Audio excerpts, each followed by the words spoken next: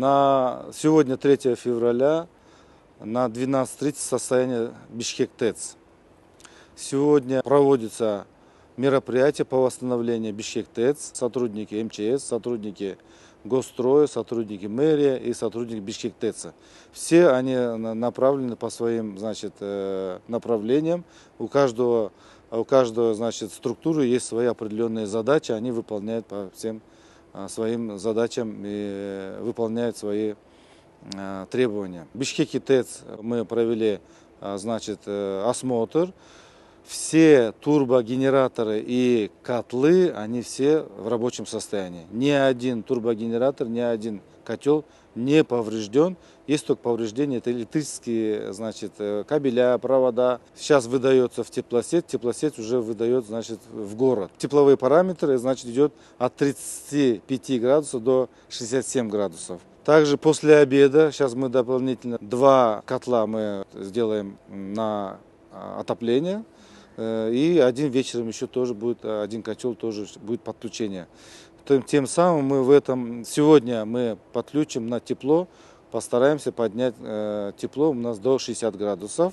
И тем самым мы будем уже обеспечивать теплом весь город. Еще один вопрос, это теплая вода. После обеда мы уже будем потихоньку уже выдавать теплую воду. Я думаю, что до 12 часов ночи мы уже теплую воду уже подадим на все точки города. Возможно, будет где-то в каких-то частях, она не будет слишком такая горячая, она будет, может быть, теплая будет. Международные отношения, все наши соседи, братья, они, высказали, что о поддержке, специалисты готовы, прийти и здесь присутствовать и нам дать экспертные экспертизы. В будущем Акылбек Усунбекович дал поручение, все города Бишкек, школы, садики и больницы локализовать и сделать независимо от ТЭЦ альтернативным источником тепла и альтернативным источником теплой воды. И также мы проговорили, что будет норматив по, если новые здания или новые жилые дома будут строиться, чтобы они сами локально котельные помещения строили, и чтобы тепло и горячую воду они локально сами обеспечивали. И еще, поставлен был вопрос, это модернизация, потому что это Бишкек ТЭЦ построен в 1961 году. Мы должны модернизировать это поэтапно.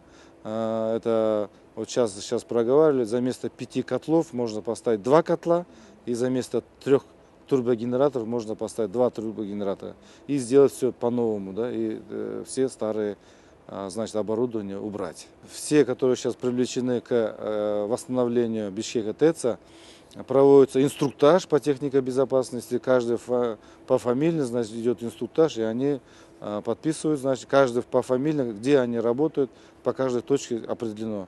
Мы, это закрепили за МЧС, чтобы они следили за безопасностью наших сотрудников, которые привлечены к восстановлению Бишкек ТЭЦ. За этот период, который идет восстановление, удвоить зарплату работникам Бишкек ТЭЦ. Причины произошествия, сейчас уголовное дело возбуждено Генеральной прокуратурой. Здесь очень много версий, мы сейчас тоже посмотрели, и техногенная версия, и нарушение технических регламентов, много версий, даже не исключается версия даже и теракта, это может быть.